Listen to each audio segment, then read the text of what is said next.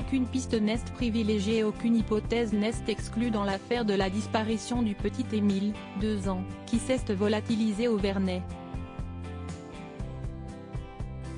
L'enfant a-t-il été enlevé, victime d'un accident ou encore attaqué par un animal?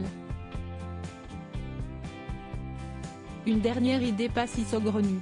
Samedi 8 juillet 2023, Émile, jeune enfant de 2 ans, a disparu au Vernet alors qu'il était gardé par ses grands-parents. Après une semaine de recherche très intensive, avec bénévoles, gendarmes, militaires et de gros moyens déployés, équipe cynophile, drones. L'enfant s'est comme volatilisé.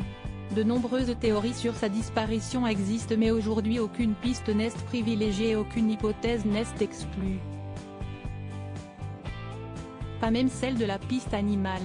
Comme l'a indiqué une source à BFM TV, la théorie d'un enlèvement par un oiseau a été évoquée, sans plus de précision. Un autre animal s'est invité dans l'affaire, le loup.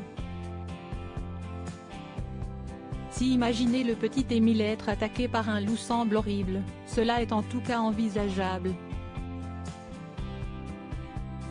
François Balic, maire du Vernet, avait expliqué en 2017 à Alpin que des loups circulaient au Vernet et avaient pris un arrêté contre les animaux errants et dangereux.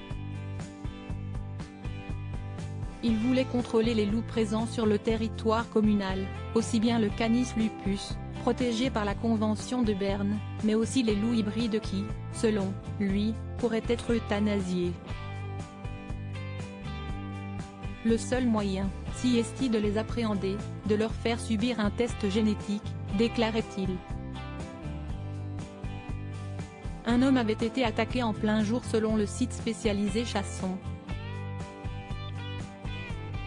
Comme, le mois dernier, un troupeau a été attaqué par un loup à seulement 25 km de Vernet, à Marcoux. Et le 16 février, un homme a aussi été attaqué en plein jour à Castellet-les-Sausses dans les Alpes de Haute-Provence.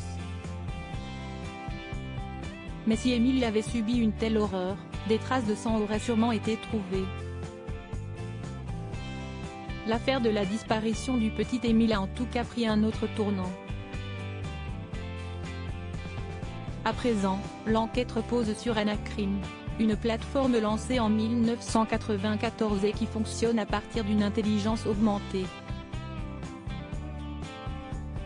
Celle-ci va analyser toutes les données qui ont été récoltées.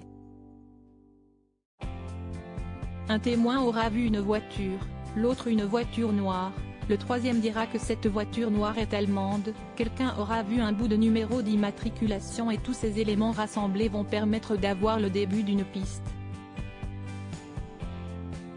Ou alors, cela va permettre de faire une chronologie, des événements rapportés, note de la rédaction, si les témoignages sont compatibles, expliquait le profileur David Corona sur le plateau de BFM TV.